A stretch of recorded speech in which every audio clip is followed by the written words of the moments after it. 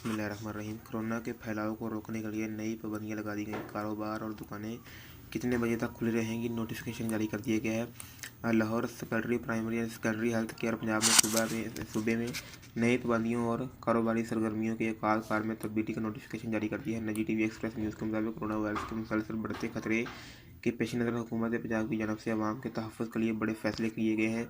इस हवाले से सूबाई secondary primary and secondary health care ने पाबंदियों और कारोबारी सरगर्मियों के औकात में तब्दीली का नोटिफिकेशन जारी कर दिया है। नोटिफिकेशन के मुताबिक कारोबारी मरकज़ शाम 6 बजे बंद जबकि हफ्ता और इतवार को काम करने की हर इजाज़त नहीं होगी। इन पाबंदियों का इतलाक़ फिलफौर होगा। ये 29 मार्च तक नाफिजुल अमल रहेंगी।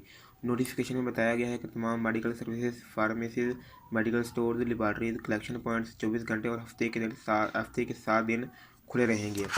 गर्मियों स्टोर्स, जनरल स्टोर्स, चक्कियाँ, फ्रूट सब्जी की दुकानें, तंदूर और पेट्रोल पंप्स को पूरा हफ्ता 24 घंटे खुला रखने की इजाज़त होगी।